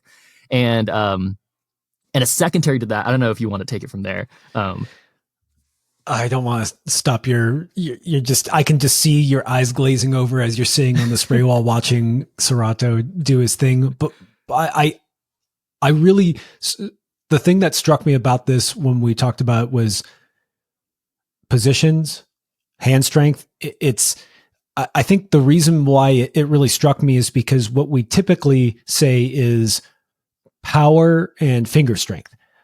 I would say that's how it's commonly phrased. And why this really stood out to me is when you said positions, especially, is I thought that it was, I mean, we know about positions. We know position is super important. Of course, we talk about that. But I think what stuck in my head is that you said, like when they get to these positions, it's just a little bit better. Like they go a little bit further. Like it's just that extra little lean to, it's like, oh, you want to make that side pull better? Make it, use it like a side pull, but then really committing to that. And it made me think of, this is some of the subtlety of quote unquote strength that I think people don't quite understand what strength is, where it's like, oh, wow, you can do a pull up with like 50 kilos on you or something. But where you see the strength lie in these amazing athletes is like that ability to actually get into that position. You may know that you want to lean into something, but there's a physicality there and a commitment, and it goes hand in hand. And I know we're not the ones who always want to harp on strength, but there is a strength to obtaining those positions, but then there's also a commitment and understanding of it and how that all weaves together. Yeah. So I wanted to share that part of what the positions, kind of why that stood out in my head. Sure. Yeah, no, that to me was like the most important factor was when I was explaining this to Josh, it all kind of like, it hit me. So this for me is like just happened. And, I digest climbing, like I digest everything, the whole experience of the competition, like just being there in that environment, coaching Vail, watching these climbers. And I was like, wow, like this is a lot to take in. The biggest thing I took in was what I was trying to say to Josh was like, these aren't the most complex discoveries in climbing. They're actually far from that. People know that positions matter a lot in climbing. People know that hand strength matters a lot in climbing. It's kind of what Josh was just saying. But the thing that makes the difference in great athletes versus good athletes is how much they trust that, how good they are at relying on that, how often they believe in it, when they pick it. Like it's all those little factors. And I want to, before I move on from that or kind of continue going down that thread, I want to say one thing that's really important, is that there is much, much more to these athletes than what I'm talking about. These are the most crucial things that I noticed. So I don't want to talk about everything else that makes these athletes great right now. It was just crazy to me that those are the two things that stood out because they were, for me, extremely simple. I was like, wow, like why is that the only thing that I'm noticing? That's the kind of the point that I'm trying to make, is that there are a lot of other things that I do feel already about them. Specifically, I'm talking specifically about Toby and Serato, because I have kind of stated before on the podcast that I think that they're some of the best climbing athletes at least in competition climbing. There are many, many other factors that I think are really good, but it was crazy to me that I realized what provides them consistency in great results, and just like something that brings them beyond the common thread, I think is really what I'm trying to point out, is it's the same thing that everybody is doing. It's just how much reliance they have on it. And it's the right thing, in my opinion. And it might not be just my opinion. It might be theirs as well. And just to see them rely on it over and over again, constantly, I was like, this is fascinating to me. It's just like how it's such a simple thing, but they're just so good at it, and like, yeah. And actually this is going to bring up my pro tip, but I could share it after. Yeah. Let's keep on going with this because I think it goes back to some of the stuff we've talked about over the course of the podcast, where the fundamentals are the fundamentals because they are fundamental. And the thing about doing a drop knee is that there's just these levels of doing a drop knee that people don't appreciate. It's not like maybe first you learn it. It's like, oh, this is a new technique and it sucks my hips into the wall. And then you can just go down that forever. And when you see people climbing well, in some ways it's super basic. The one I often like talking about is when you flag and then people will flag and they don't straighten their leg. And so when you flag, you're trying to provide a counterweight, something that, let's just keep it simple. You're trying to provide a counterweight.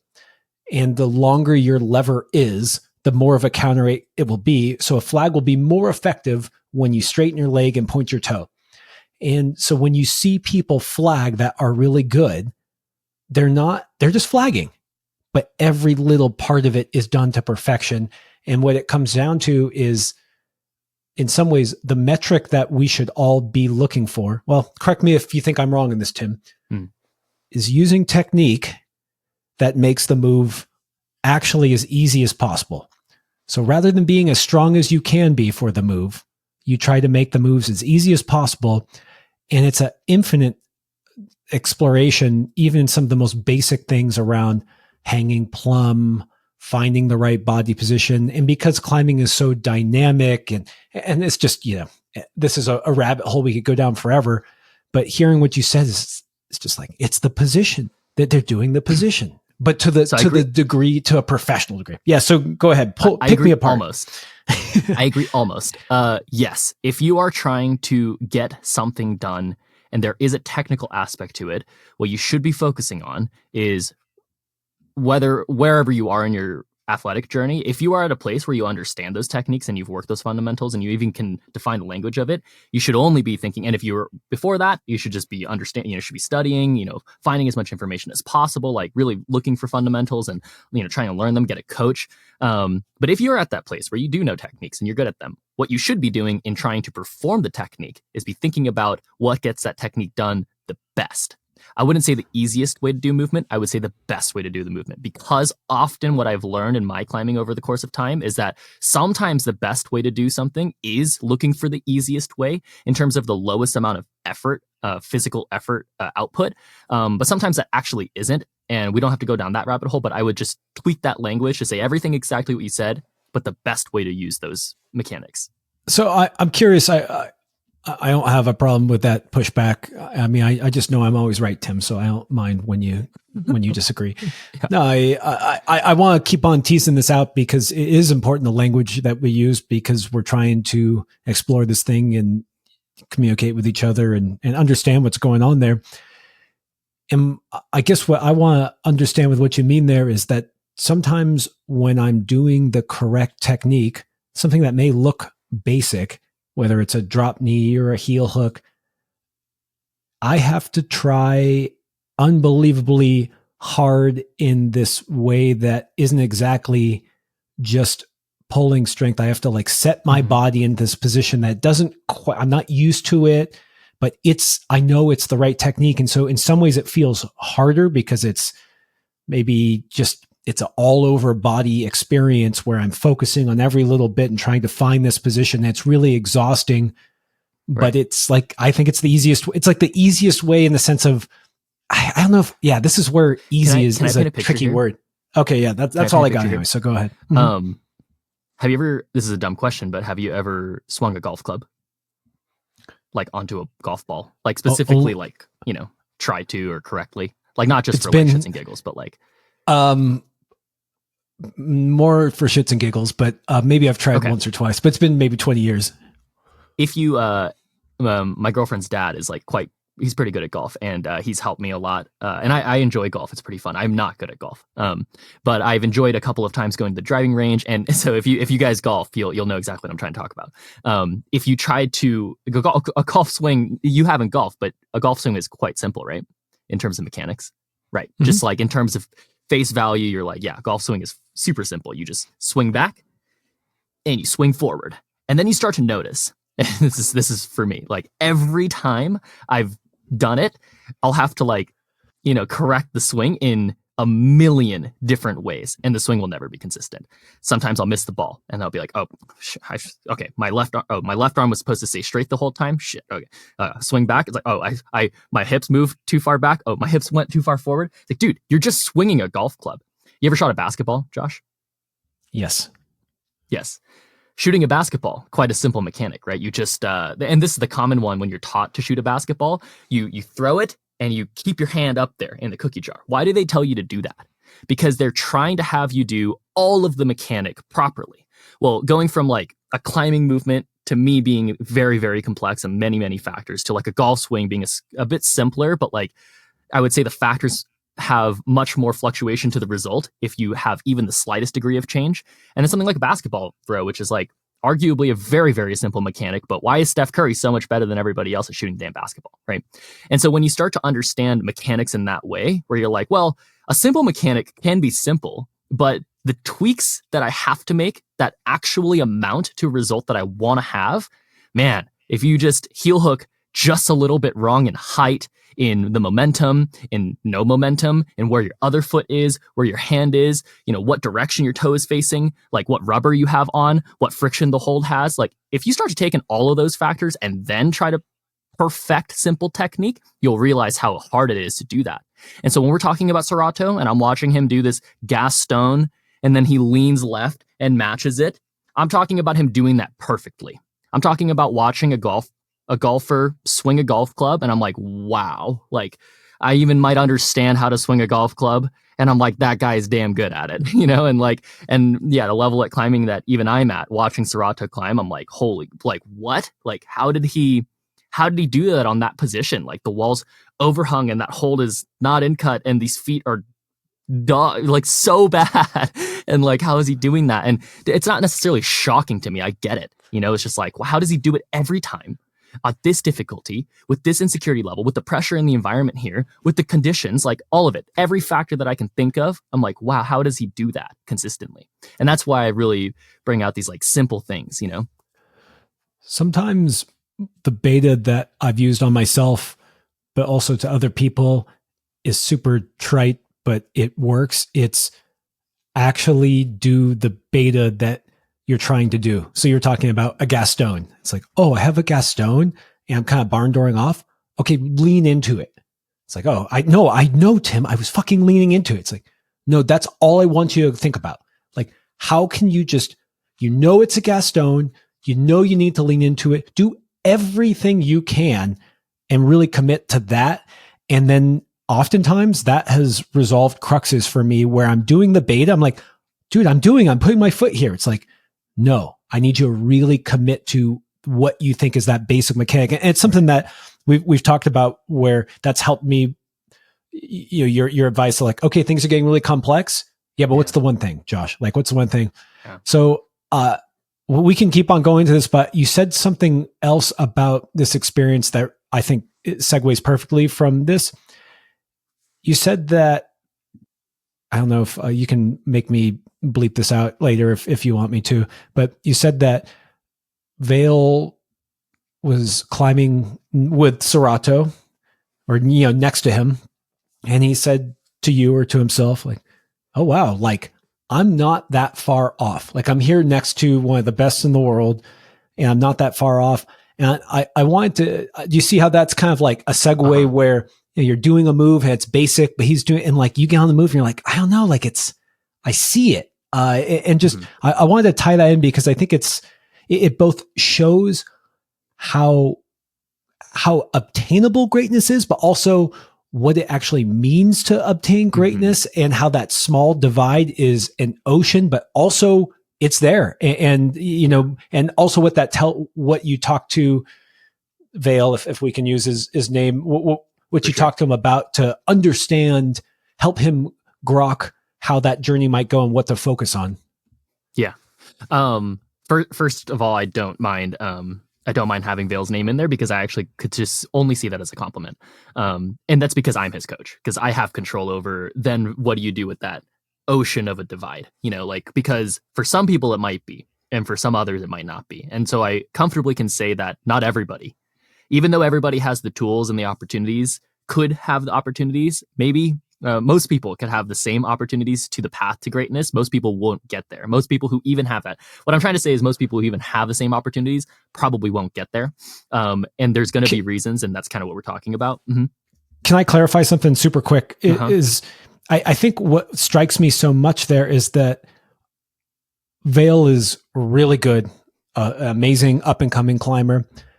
And where Vail is at though is obtainable by a lot. There's a lot of people who are listening who are very strong and who are good climbers. And I just think they might be shocked how, if they were climbing next to Serato, how they might be like, wow, like Serato's strong. I'm strong too. And just like, I think it's good for people to know how good they actually are. And it's also good to know that the difference between what makes someone great and what makes someone good is maybe not what people often tell you, which is squatting. Basically, Serato can squat 700 pounds is what you're going to tell me. Is that it? Just Definitely kidding. not. Just kidding. I will actually say that both times you just kind of painted that picture is actually the best way to look at it, is that I think Vale is actually an incredible athlete in terms of raw physical attributes, technical attributes, and the brain that has performance. I would say what it probably took for him to get there from he just turned 18. That's his age. And I will say probably from now on, he'll probably regularly, unless I have something to say about it, but in my current state, he'll beat me in almost every competition. He's very good. He's won a fair amount of competitions. He's done quite a few, high level competitions, even at his young age. And I would say that from the moment he started climbing to get him to where he's gotten now is kind of the same answer as like, what does it take to get him from where he is right now to get to like Serato's ability, which is crazy because it's like, well, but he's clearly had, from where he started to where he is now, there's like huge, it's like, yeah, but it's what you're saying. It's like, but as you get better and better at things, as you start getting to a higher level, it becomes much more about the specifics and how often do you rely on the specifics? How much in those heated moments do you rely on those versus the other things? It's all of the littlest things. Like the littlest things make the most major adjustments at the highest level of the game. And so the way that I see it is depending on your mental state, depending on your level of desire, depending on your work ethic and your drive, yes, everybody is capable of getting to like a Serato level, given that they have, their other fundamentals in place, which then is just a matter of making a lot of decisions to put yourself in an atmosphere to train and to provide that. But once you get to that level, it takes an enormous amount of sensitivity to be able to tweak the dials on all the things that you need to work on. And just to like, and I know Vale, if Vale listened to this, like he would know in our journey I think we've worked together for about 2 years now. And in the 2 years that we have worked, I think very few of our conversations have been about physical things. They've almost all been about mental, tactical, and like, just reaction-based things. It's just like, well, how do you feel about this? Like, what do you think about this? Like, because those are the things that alter your view on what is important, and my goal with him is to not tell him, hey, Vale, look at what I think is important and you should do what I think is important. Is just to ask him, what do you think is important? And challenge him and say like, I don't think that's right, man. Like, and this is the conversations Vale and I argue more than I've ever argued with anybody. And that's because I'll tell him something that I think, and I'll just basically challenge what he thinks. Not because I think that I am better than him or I'm more right than him. It's just because I'm challenging that what he's saying is not coming from a neutral place. And that's what I think it takes for him specifically to get to the level of like Serato, because it's not going to come in these physical things, because we can prove literally that they're pretty close, right? And so that's really the interesting thing to me, is that because you have physical things that are very similar, where on paper, if you have a session where there's not too many factors that will take potentials away from you, like in an environment like in a competition, there's a lot of things that might take away physical potential, right? But in an environment like a TC spray wall session, especially after a World Cup, there might not be that many factors that take away physical potential, so you'll probably see it on the wall. And so because of that, you're like, wait, what? Like I climb the same level of this guy. I've seen this so many times in climbing, man. I've seen so many people be like, yeah, wait, I'm not that far. Like, yeah, I climb that. It's like, well, so what is the difference? That's the way I see it. It's not so much to say like, oh, there's not that many differences. It's no, there are differences. There's a lot less of them than you think. But what are those differences? Why don't you have them? Like, why aren't you working on them? And they're mostly mental. They're mostly decisions. They're mostly like the small things that happen consistently over time. I want to bring this into the realm of mere mortals and show that it's all kind of the same. And because I'm sure everyone has had this experience where they've climbed with someone who they thought was incredible. And then it could be like, it doesn't have to be a professional, just like, wow, I saw that person flash my bouldering project in Bishop. And then you climb with them on the spray wall and you think like, what the heck? Like, why am I, what's going on here? And I want to share, I want you to pick apart something in my head that has happened that I'm kind of curious if this is part of that whole mentality in these little getting these little decisions right all along the way. And it has to do with some of the things we've talked about where when I've recommended this because it's something that's worked for me is when I get scared, when I get pumped, when I get doubtful, I like to focus on I was going to say beta, but I know you often like saying that, beta is the thing to do. Mechanics is the way to get it done. Mm-hmm. And so for me, when I get in this mentality, it's a negative mentality, and I start kind of grasping at things that don't actually help me get up the wall, whether it's negative self-talk, whether it's fear, whether it's thinking about the external outcome versus the moment. And so I've dived deeper into saying, yeah, but how do I get this next move done? Is this the kind of stuff that, is that an example of something that maybe, Serato is doing when all eyes are on him, when he has to send this move to get gold? What he's trying to do is that move and find that position rather than be like, I'm going to crimp even harder on this. Like, could we explore some of those specific things? Yes. And yes, but I also want to kind of relate personally as well, because I see it much more how you just kind of paint that picture personally. And maybe you guys can see the corollary. If you know me as a professional athlete, where I have decided to explore my mind in climbing is by providing consequence. And I actually almost needed that. That could be up for discussion, but in my opinion, I almost needed consequence to be there, to not to bring them out of me, not to bring out that mindset out of me, or the system in place to like rely on the right things. I was very much like you, where like when things started to go wrong or like things started to feel not so good, I would rely on things that probably didn't really actually amount to a better result. And so to answer what your question was, is that is what Serato is doing day in, day out, every situation, no matter if his security is questioned or not in terms of like mental insecurity. Like I could see it being really difficult to defend his position as a rock climbing athlete because he's quite a bit smaller than I think most people think. He's like, doesn't look like your traditional climber. He's not super shredded. And if you see a powerful movement, I would assume that he would feel a little bit insecure right away, but he doesn't show that. And I don't think he thinks that. I literally think his thought process is either primed, taught, or he's taught himself to just be like, what's the best thing to do? Boom, bang, do that. I needed consequence to do that. Personally, I needed to be like, all right, dog, well, do the V5 at 40 feet in the air. Now how you're going to do it perfectly. That's literally what highballing is for me. Highballing for me was, oh, you think you know climbing?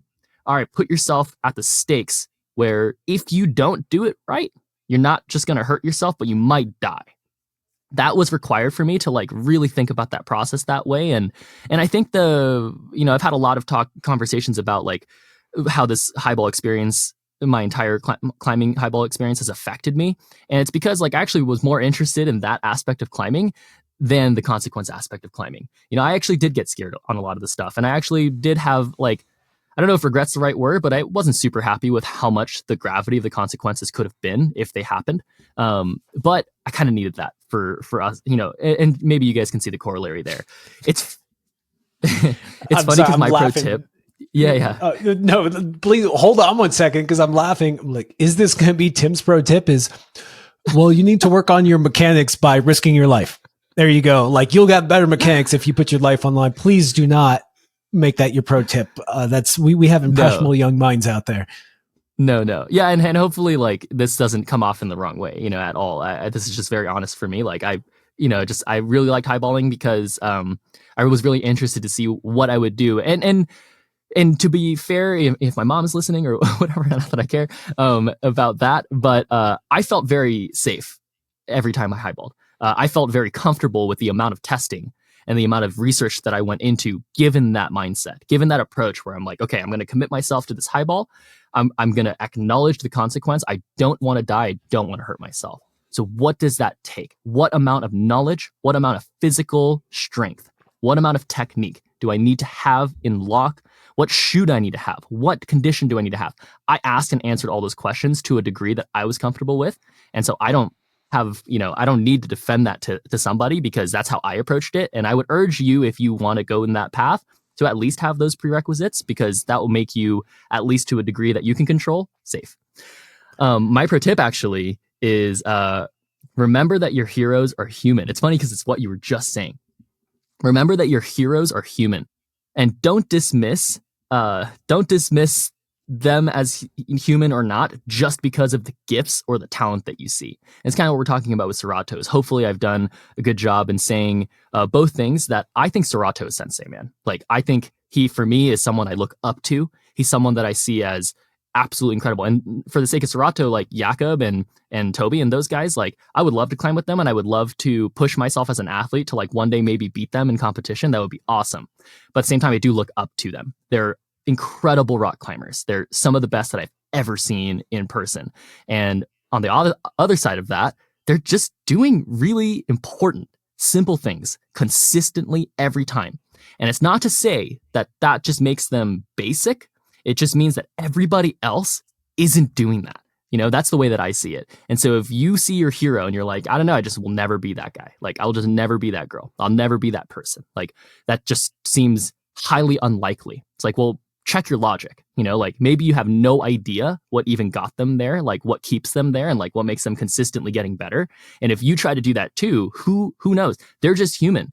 Serato was just born just like you, like, and just like me. And that's the way I've seen people in life my entire life.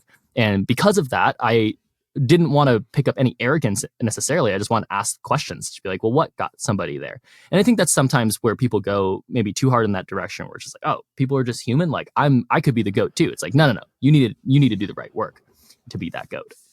Well, I think that the big thing that I take out of that pro tip is, when I think about guys like Serato, it's very easy to watch their movement and it looks great and it looks simple, and you think that in their head it's simple and easy, and you dismiss the literal physical effort as well as the mental effort of committing to the thing, having faith in their commitment, really going 110% towards that thing that they have developed, to recognize that it is the thing that they need to do for success. And so when I talked about my little experience about when I'm nervous or scared or pumped, and how my desire is to do things that are not going to actually help, when I talked about on the last podcast, we kind of talked about how I struggled with a negative self-talk in the middle of a rope climb, and I wanted to just give up. And then I just decided to kind of commit and do the beta. And if you had watched me, you would have seen none of that. You just like, in fact, the guy who belayed me is like, dude, you walked that. Look freaking casual. Like, why don't we put you on something hard? But inside, I was going through all this stuff. And that's that whole, like, just because you see something doesn't mean you understand the commitment, the dedication to the craft, the tackling of the hard thing in their head every freaking time. And that's what you're seeing that looks easy. And yeah, I like you shining the light on that, man. Yeah. I don't know if this is what everybody feels. And hopefully this podcast, this is like my attempt at sharing help for this podcast, is to like provide a bit of vulnerability for like what I actually experience and feel, but then also having this very critical view on like this high level in climbing. For me, and what I just heard from Josh is like, we got scared, man. Like, in our experiences in climbing, like you're in this moment where like maybe it's nerves, maybe it's insecurity or whatever, but honestly, at the end of the day, you're just scared that you're like not going to be able to do the thing. And so you react based on fear. And the reason why I shared the consequence thing for me is because then I showed myself what true fear was. I showed myself the difference between like what I thought I was afraid of and then what actual fear was, and just being like, I don't want to die. And then I stopped making bad decisions on those walls. I stopped. And so maybe for me, I don't want to accuse anybody of anything or like say what might be helpful for somebody. But for me, what I needed to do was to really understand what was causing fear for me and how to react properly. And for whatever reason, these kids aren't scared, man. Like, for whatever reason, they just do every time. They just do what they think is best. I don't think they're cocky either. I don't think they're overly confident. I just think they're not scared, and sometimes they may be. I think I've seen moments where even Serato, I'll watch him in competition and be like, there he looked, maybe he was scared. Maybe he was afraid to do something and then reacted rather than had a neutral view and said, what is the best thing to do? And reacted off that, because that's what he trains for. That's what he does all the time. But yeah, hopefully that provides some clarity for people. Yeah, I love that thing. That's what he trains for. It's that decision you make over and over again to choose the thing that I like to say it's that quiet voice that you need to follow, not the loud, nervous one. And I just want to point out that you can be, I like that you broke it down into scared.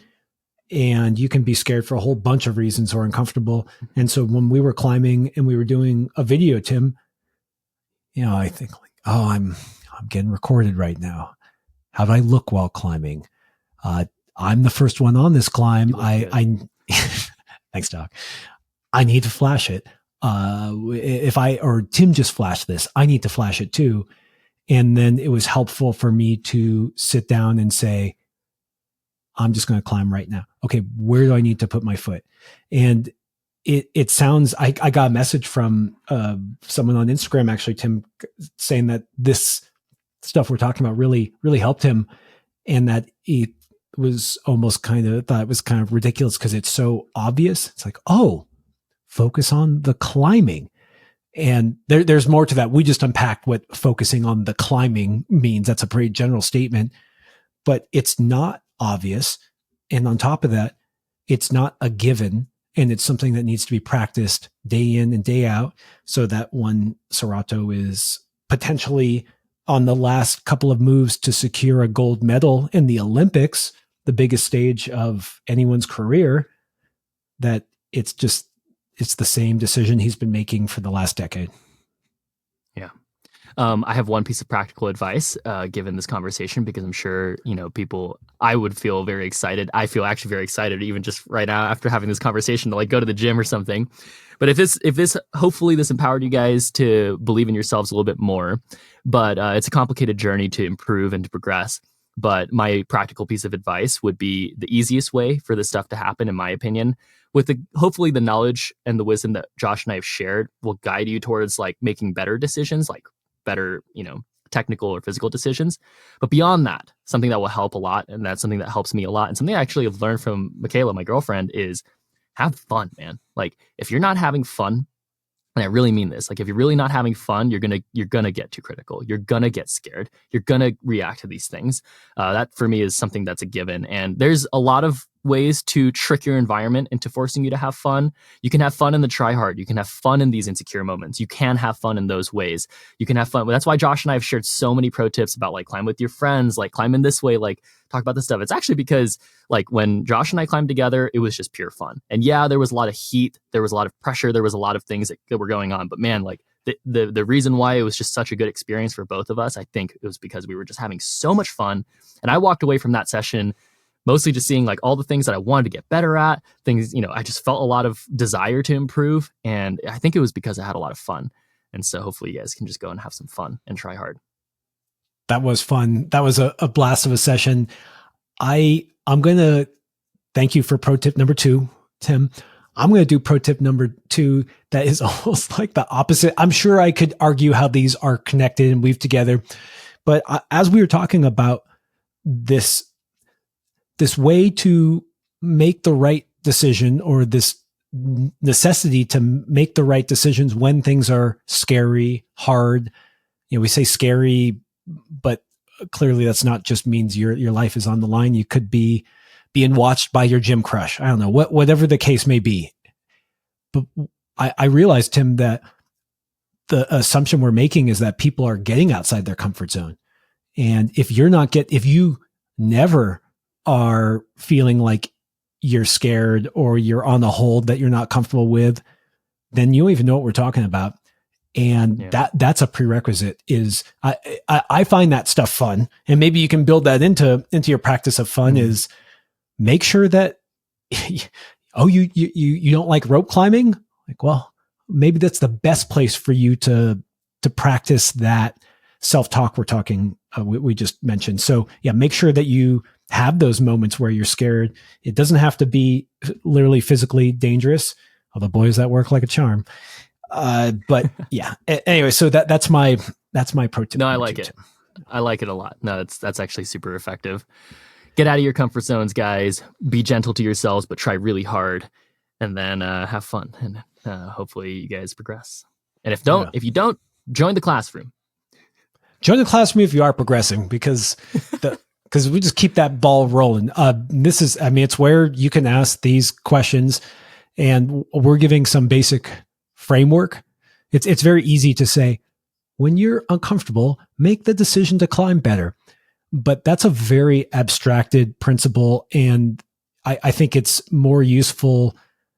Well, it's useful, and this is what we can do in the platform that we're given.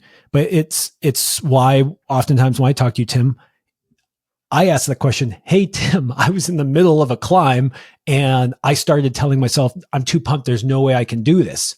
What about that, Tim? And so getting into those specifics, because the devil's in the details. We were just talking about how Serato does great positions on the Gaston. And so you could just say, oh, you just need to find the right position. But clearly there's a million layers there. And that's what Tim's an expert at. And so come join the classroom, sign up for Patreon, and join the classroom on, was it the 18th? Why can't I remember this one, Tim? Saturday. 18th at noon. On Saturday. Yeah. The Saturday. You guys have time at noon on Saturdays, right? Hopefully. Yeah. Dude, and nothing. Wednesday. Wednesday at 7 p.m. Nothing will get you more psyched than going in and talking, do that before your session or after. But it's just fun to keep that psych going, because I always come out of those, I don't know, it's that community aspect, being around people who share that same love. So join us. We'd love to see you. And Tim, it was good seeing you, my dude. It's good seeing you, my dude. I'll see you soon.